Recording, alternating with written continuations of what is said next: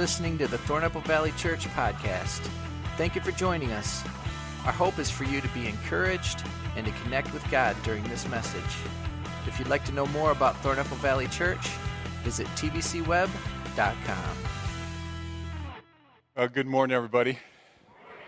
Good to see you all. Happy Mother's Day and all of that, and glad you're here. In fact, let's do this. Why don't you, if you're by just a woman, because she has a mother, she will be a mother, she might be a mother, whatever, just turn and look at her and say, "You look beautiful today." All right, come on, do that. This is not a pickup line. This is just a friendly church thing. I want to say welcome to everybody that's joining us online, Facebook Live and all that. We're so glad that you're with us. Thankful for your presence here.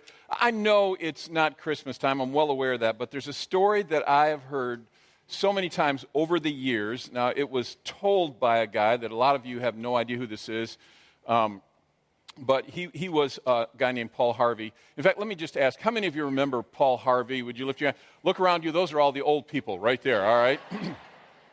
And anyhow, he would tell this story every Christmas time, and I think he told the story. If you don't know who he is, Google him, you can figure it out. But I think he told this story to help people who were confused about what the meaning behind Christmas really is. It's just a beautiful story, and so I'm going to kind of just jump into it, and I won't tell it nearly as well as he did, but it's such a great story. It's the story of a man who was not by any means a Scrooge. He was mostly a good guy.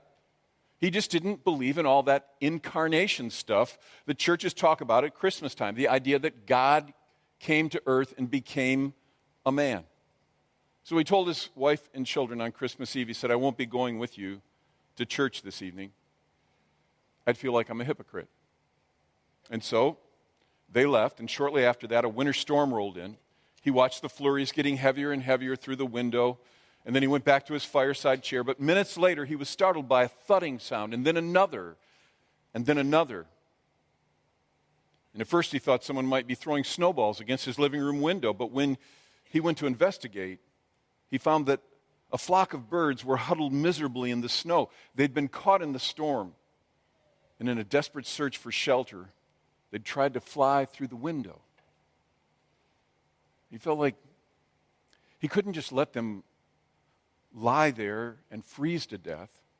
And so he thought of the barn where they stabled their pony. That'd be a warm shelter for them. He just had to direct the birds to it. So he quickly trampled through this deepening snow to the barn, and he opened the doors and he turned on the light. But the birds did not come in. So he figured maybe food would entice them. He got breadcrumbs and he sprinkled a trail from them to the open doorway. But to his dismay, the birds ignored the breadcrumbs and continued to flap around helplessly in the snow. Then he tried catching them and then shooing them into the barn. But they would just scatter in every direction except the warmth of the barn. And then he realized they were afraid of him. To them, he reasoned to himself, "I'm a strange and terrifying creature. If only I could think of some way to let them know that they could trust me. I'm not trying to hurt them. I want to help them. But how? Because any move I make seems to frighten and confuse them. They just will not follow." And then he thought, if only I could be a bird and mingle with them and speak their language. And then I could tell them not to be afraid. Then I could show them the way to safety. But I'd have to become one of them so that they could see and hear and understand. And at that moment, the church bells began to ring. The sound reached his ears above the howling of the wind, and he stood there listening to the bells ringing the glad tidings of Christmas. And in realization, he sank to his knees in the snow. Every time I heard him tell that story, every time, even when I read it, not nearly as well as he said it, I become aware of this remarkable love of God, that God said, "You don't get it. You don't get it, so I will come, and I will become one of you, and I will speak your language, and I will experience what you experience, and I will feel what you feel so that I can communicate with you in such a way that you will see and that you will know and that you will understand. That's actually what God did for us. It gets me every time. And all of it, all that we experience, the pull of temptation, the crushing weight of then sinning and making the mistake, He experienced all of it. The Bible tells us in Hebrews 4:15, we don't have it talking about Jesus. We don't have a high priest who is unable to empathize with our weaknesses, but we have one who has been tempted in every way, just as we are. Yet He did not sin. So He knows what it's like to experience temptation. And then you say, but He doesn't know what it's like to have succumbed to it and have fallen into sin and borne that guilt and that shame. But the Bible clearly teaches us that yes, He does, because on the cross, Scripture tells us He bore the pain and the shame and the sin of all humankind. He felt the weight and the grief and the humiliation. He knows what it's like to be tempted. He knows the feelings that come from having fallen to the sin. He knows it all. Throughout 2,000 years, do you know why the Christian church has used the cross as a symbol of love, which is really, if you look at it, a symbol of brutality and evil in so many ways, and yet Christians see it as a sign of love, because this was God who said, I will come and speak your language and feel exactly what you feel so that you can see and understand and know that I love you. And that, if you want to know what true love looks like, that's actually what true love looks like.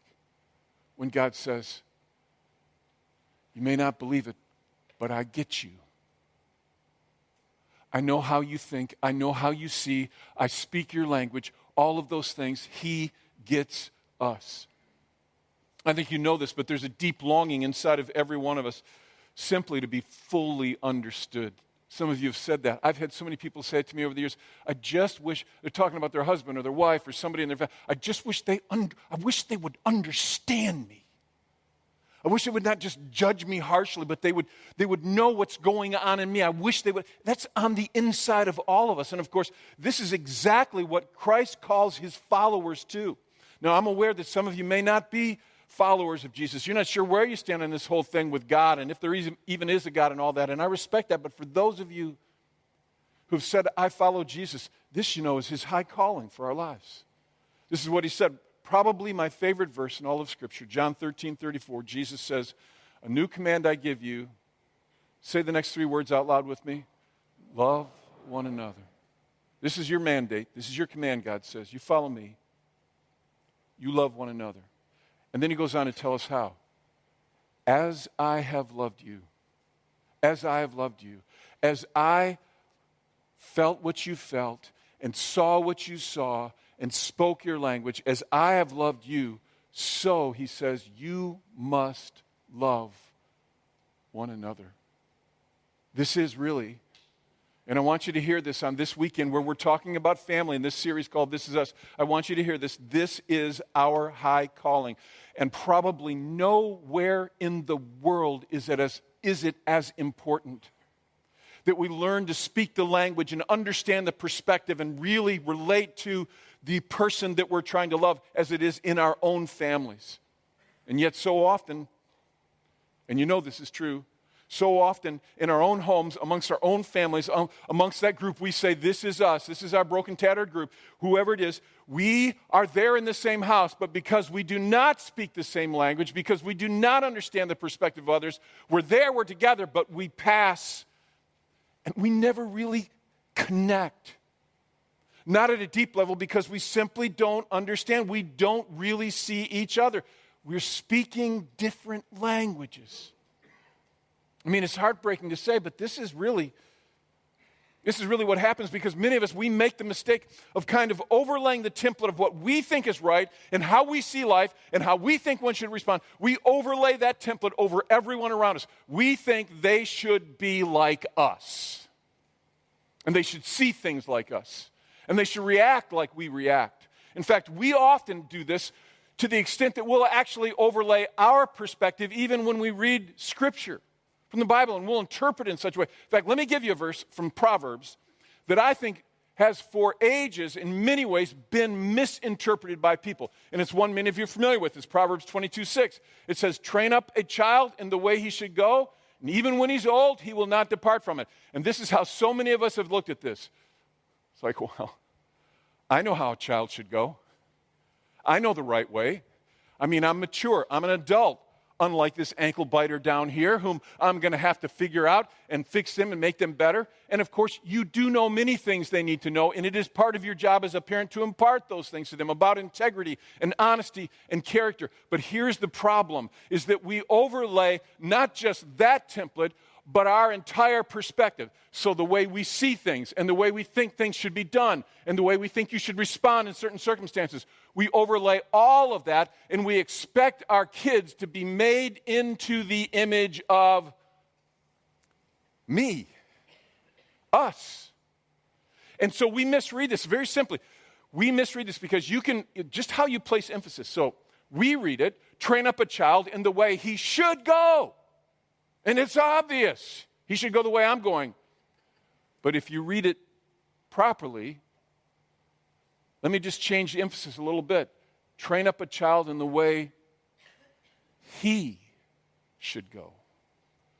In the way he's designed, in the way he is built or she is built by their Creator. Train them up in the way they should go. In other words, not just the template of who you are and what you think is perfect and right, but train them up in the way they should go. And this is what too often is that we try to push them to what we want them to be because, and this is the mistake we make, because instead of reading this as, okay, what is the way he or she, these children of mine, these people in my life, what is the way they should go? How are they made? Instead of trying to understand them and learn them, we don't bother with that. We don't learn their language. Actually, I would contend this is not just something that happens with your children or with family. I think this happens in relationships at work and all over the place. Some of you, you have someone at your workplace that you cannot stomach being around. You hate being around them because to you they seem obnoxious and repulsive in their behaviors, and you think they're whatever, but you have never stopped to study them, to find out what their perspective is, to learn the language that they speak. And this is the mistake that so many of us make. This happens all the time, is that we forget that God has made us uniquely and places in all of us different ways of seeing things, different ways of coming at life. And one of the mistakes we make is that because we're in the same family, we think we all must speak the same language. You're all speaking my language, right? Because my language is the right language. And we miss that we're all made unique. It's just not true that we all speak the same language or even the same dialect. I mean, you take it for what it's worth, but if you want a rich marriage, if you want a family that's got some health in it, I'm telling you, I hope you can hear this weekend. And I'm just going to be upfront on this. I'm not preaching at you. I'm preaching at me, okay? But I think we all need to hear this. I think one of the biggest mistakes we make is that we lose sight of the fact that in our families, we're all speaking different languages because we're uniquely made. And the way to address this is to understand that the high calling in my life is to love those around me as Christ has loved me. Now remember, He came to me. He spoke my language so that I could see and understand and be aware. And this is exactly what He calls us to do. Now I know some of you right now, you're going, well, if somebody in my family wants to communicate with me, then they can learn my language. How very American of you. We're guilty of that one, aren't we? It's like, you can learn our language, you want to come around here. We get this attitude. But can I just remind you, that is in many ways the antithesis of what Jesus taught His followers to live like. Many of you are familiar with this truth Jesus taught. This is Matthew 7:12. We actually have a name for it. Jesus said, so in everything you do, so in everything, He says, do to others what you would have them do to you. He said, this sums up the law and the prophets. Now, you know this. We call this the golden what? The golden rule. You do for others. This comes from Jesus. You do for others. You do for your family. First, you do for them what you want them to do for you. So if you want to be understood, what are you supposed to do first? Understand. If you want them to know your language, if you want them to speak your way, Jesus says, here's what you do first. You love them, and you learned their language, and you speak their language, which is exactly how he loved us. The Bible tells us we love him because he first loved us. This is what we're called to. And the only way you're going to do it is if you make a study of the people in your family, if you learn them. Now, let me tell you, I've actually sat under an amazing tutor in this, and I hate to say it, it pains me to say it, but it is my wife. Yeah, and all the women are like, oh, yeah. Okay, well, that doesn't make you great. It's just her, all right? She's amazing because I don't think she got this early on, but somewhere in there, in her relationship with Christ, she came to this understanding that her high calling was to understand first and be understood second. I don't know how she got it. Ticks me off. She's not the preacher in the family. Why is this happening? But I've watched her for decades. And she has seen it as part of her high calling that she studies every member of her family. She becomes a student of them to learn how they speak and how they see things and how different ways they come. And she still does this. She'll say to me, I know what you're thinking. I'm like, you don't know what I'm thinking. You're not the boss of me. You don't know. And then she'll tell me what I'm thinking. And she's right. And I hate it. And it's not because we've lived together for, as a married couple for 40-some years. It's not that. It's because she has made a study of me. And so when she speaks, she can actually speak in my language so that I understand it. And honestly, I aspire to be like her, when I grow up or whatever happens to me. It's a beautiful thing to watch. And as we talk about family, this weekend, I just want to drive this home. One of the healthiest things that you can do, one of the single healthiest things you can do is learn how the members of your family speak and how they see life. Now, if you want to do it, you have to understand just a simple concept. It's the idea of what it means, what intuitive means. Intuitive is this thing that all of us have, that we respond to something intuitively. When I respond to something intuitively, what it means is I don't stop and go, now, it's not a cerebral process. It is a gut process. Intuitive means I don't think about it, I don't process it, I just reflexively respond. You could say it this way: what is intuitive to you is what is hardwired into you. And this is neither a right or a wrong thing. It is the fact that God has made us uniquely different. And so we come at life from different perspectives. For one, this is intuitive. For another, this is intuitive. This is the way God made us. At one point, the Apostle Paul is writing to the church in Corinth about the idea that the family of God is this huge worldwide thing. And it's so unique and amazing because it's got so much variety in it because people are made differently. They're all part of the body of Christ, if you will, the family of God, just like we're all part of a family. But we're all unique and different. And in talking about this, he talks about this variety and how important it is to understand it's there. So 1 Corinthians chapter 12, he says, the body's not made up of one part, but of what? Many parts. Now, he says, if the foot should say, well, because I'm not a hand, I don't belong to the body, it would not for that reason stop being part of the body.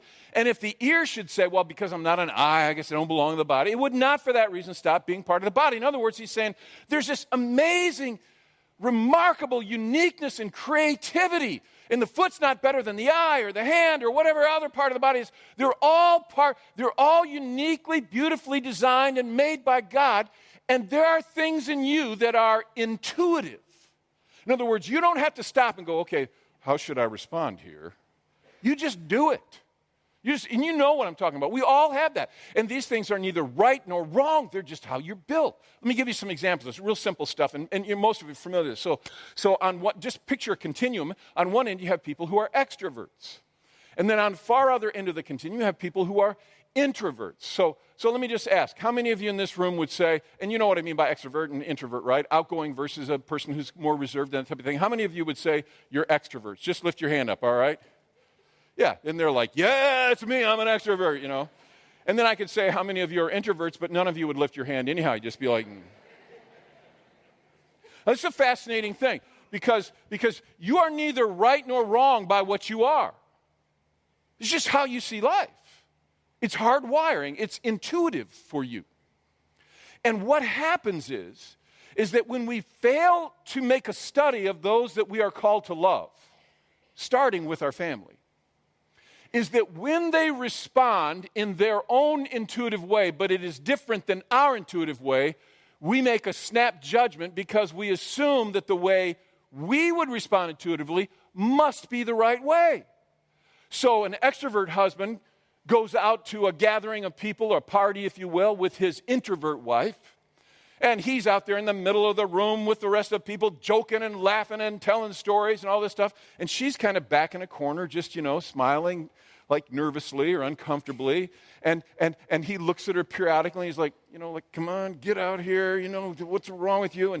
And she's just like smiling like, no, so leave me alone. And then they get in the car afterwards and they're driving home, he's like, what's wrong with you?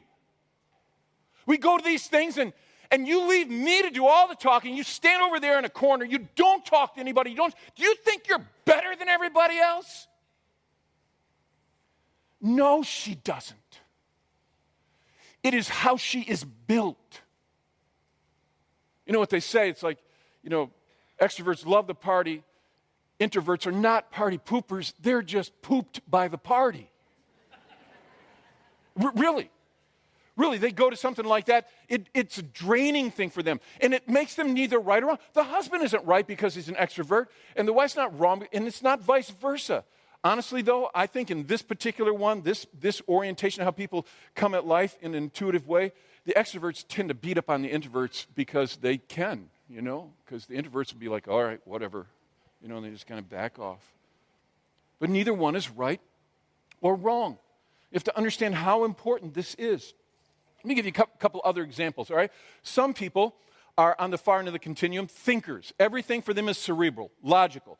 They're going to do the math, they're going to make lists, they're going to figure it out. Okay, having done this, done the research and everything, this is the way we should go. And then other people on the far end of the spectrum, and what you need to understand about these is so you have extreme thinker and extreme feeler, and most of us are somewhere in between, but you're always one side or the other of the dividing line. Okay?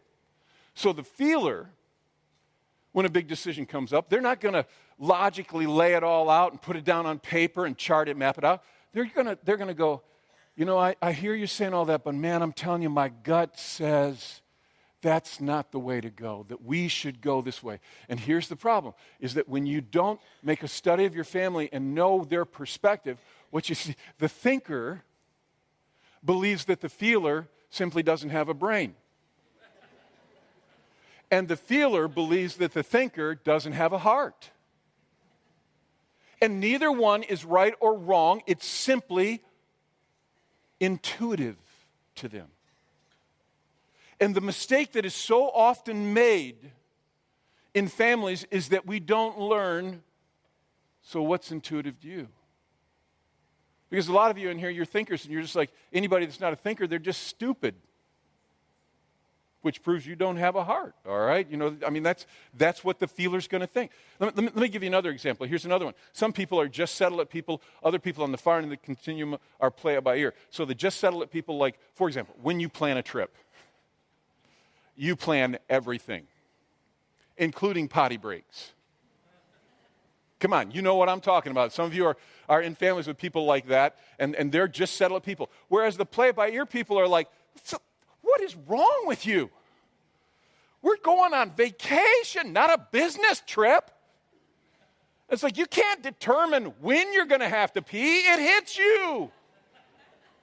You can't just schedule a potty break. You got to be. And this is the thing. Neither one is right or wrong. It's just how they are built.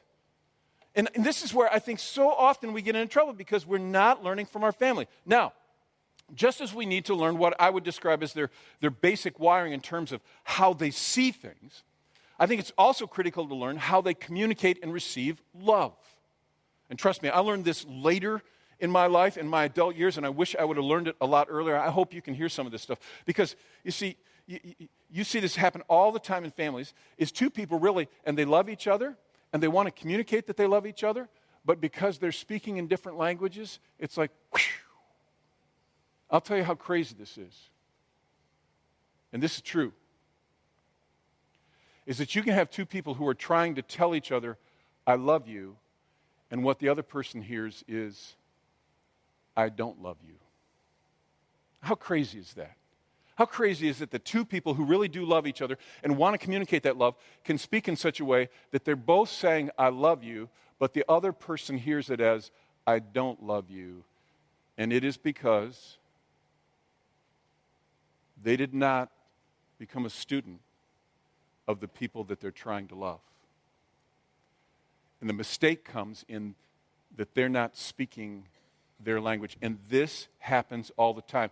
Apostle Paul writes about this. He says, and this is so true. He says, if the trumpet doesn't sound a clear call, who will get ready for battle? If the trumpet makes some kind of ambiguous call, if the sound that comes out is not clear, you don't know whether to charge or retreat or go left or right. You don't know what to do because you don't know what's really being said. And when you're in a family and one person is trying to say, I love you, but you don't hear it because you don't speak that language, you can hear, I don't love you.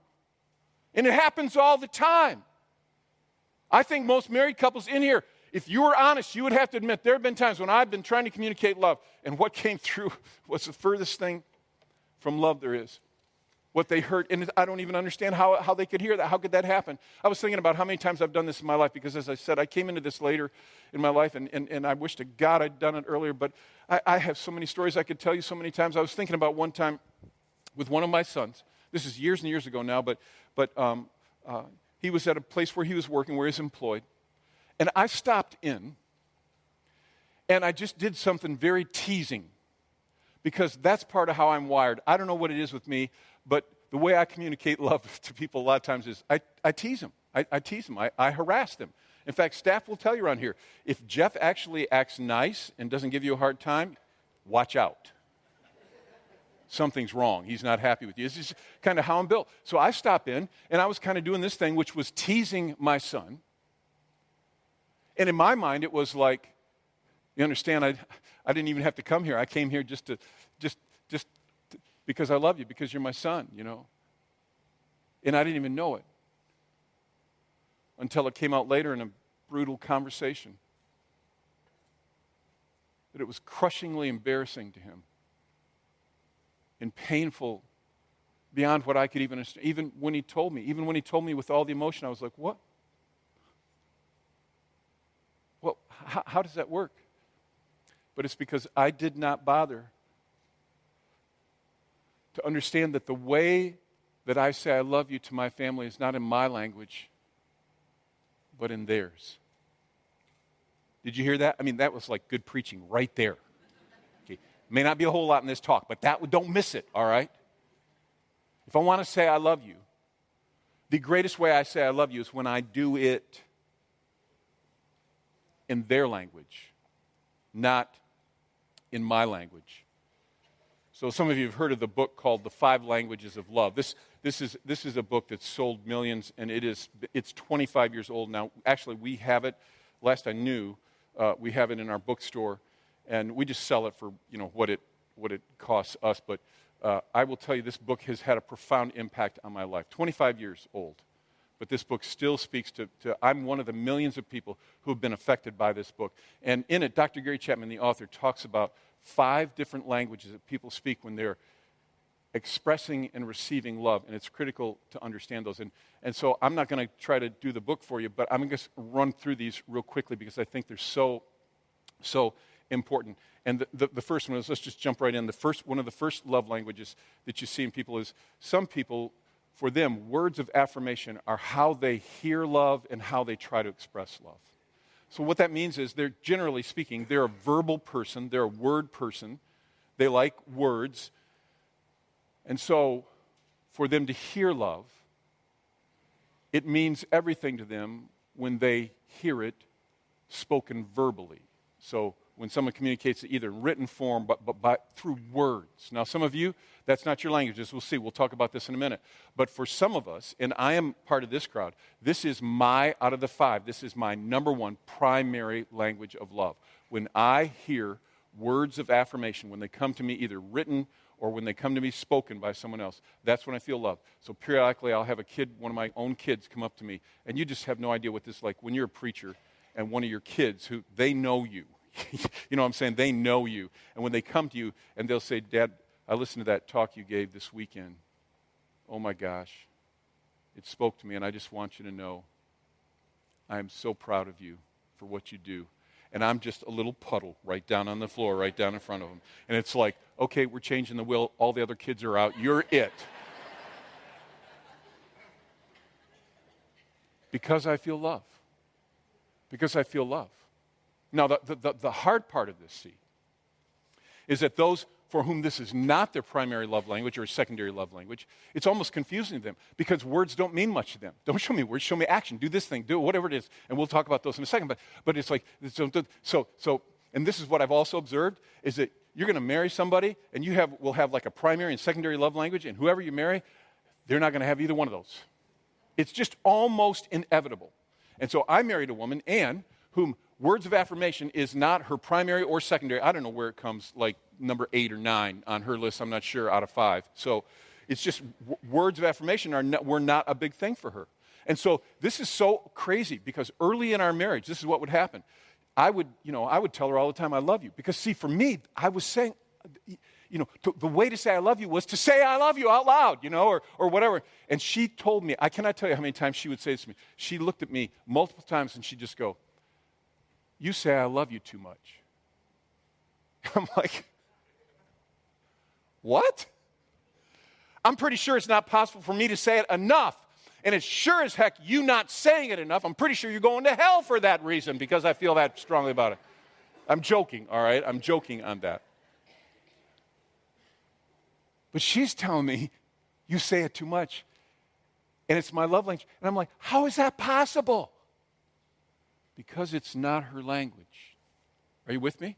First one is the idea of words of affirmation. The second one, and of course this is a big one for my wife, is quality time.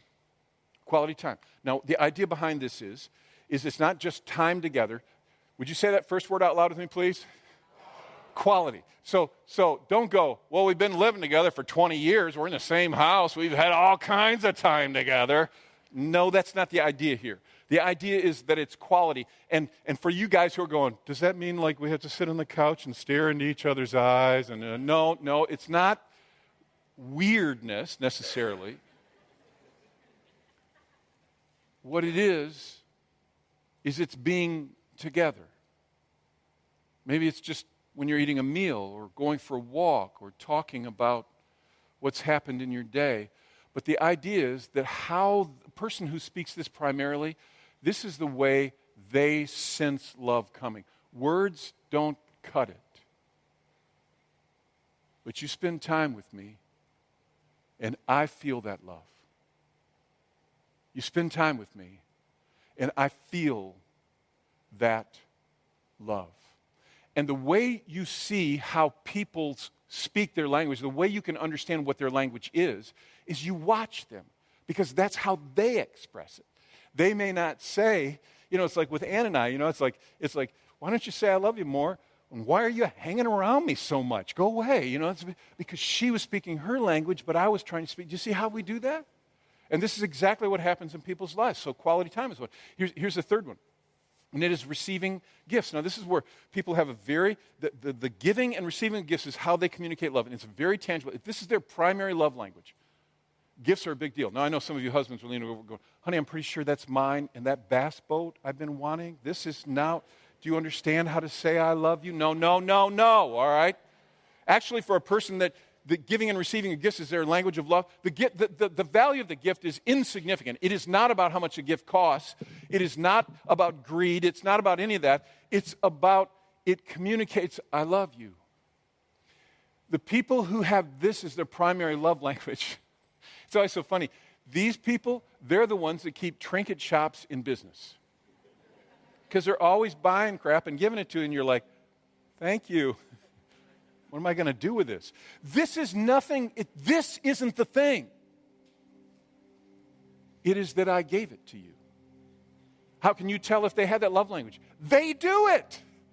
They do it all the time. So you watch them, you pay attention. This is critically important to understand. When you do that, when you understand that, they get concerned if you're not giving gifts, not because they're greedy, but because it says, I love you. So do you have somebody in your family like that? Okay, here's the fourth one. You got words of affirmation, quality time, receiving gifts, and then acts of service. Now, this is another one that is just like these people almost never have a primary or secondary language of words when they're acts of service. For them, the way you say you love me is, don't say I love you, help with the dishes, or do this thing, whatever it is that speaks love. Because to them, it's like words are hollow unless they're, and the way you can identify these people is pretty easy, really, is that they're always serving people. They're like natural servants. They're volunteers. And these people that have this language of love, it's so powerful when you get this, because then you understand, really what I do when I want to say I love them is I just do stuff,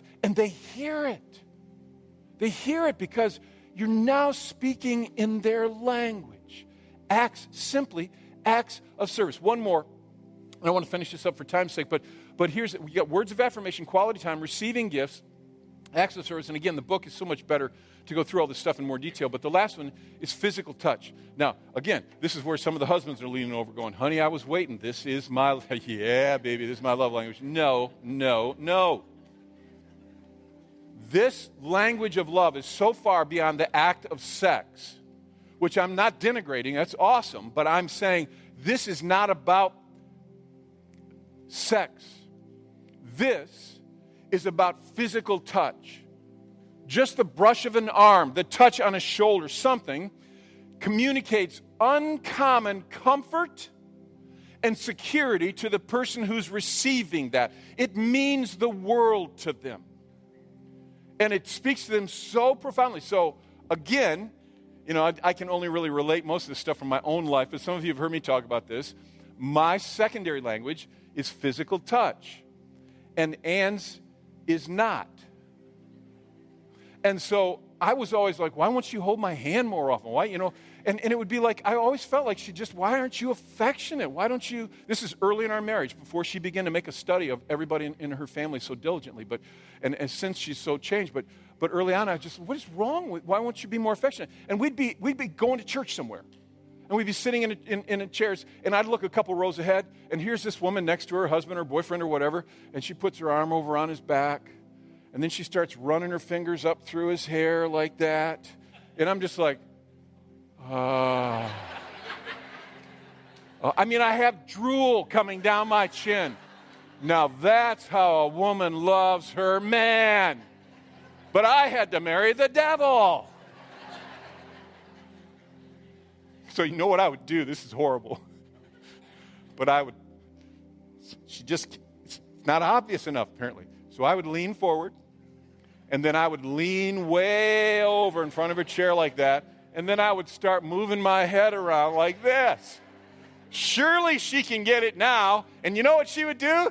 She'd lean down and say, are you feeling sick or something? What's wrong? Yes, I am.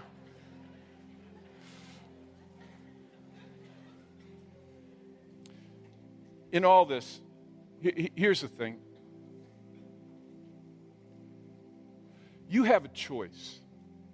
And really, you do with this what you want to, but you have a choice. Do you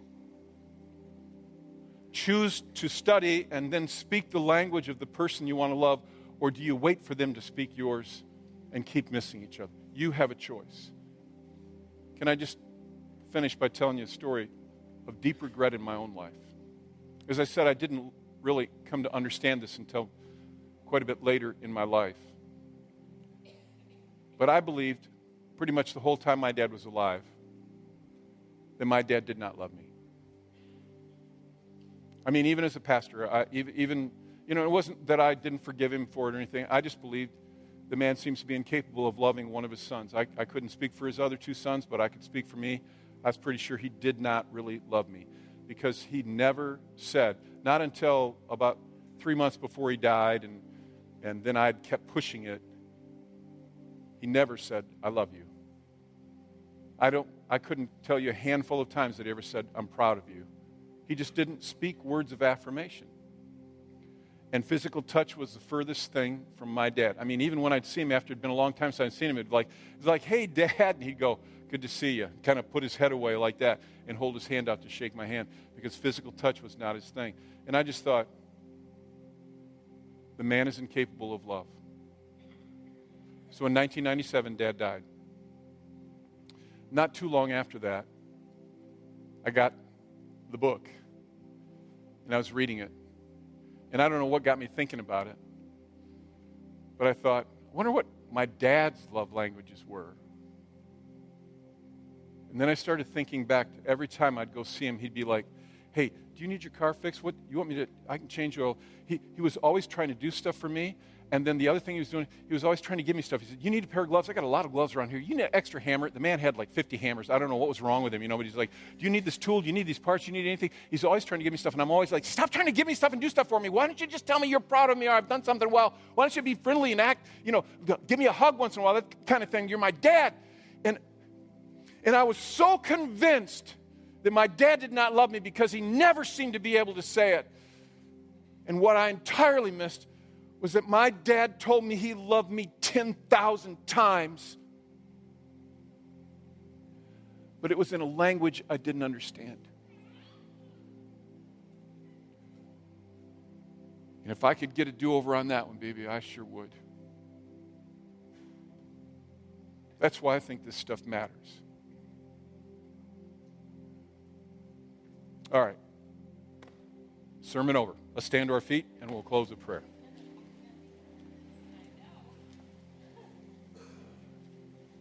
We'll have people in front who'd love to pray with you if you need prayer afterwards. I just challenge you. You will never regret studying the people in your family so that you can say to them, I love you in their language. You will never regret that. So now, God, as we leave, help us to walk out with hopeful hearts and with a determination to follow your mandate for us as your followers, to love one another as you loved us. And we trust that you'll help us. In Jesus' name, let's say together, amen. Have a great day. Happy Mother's Day.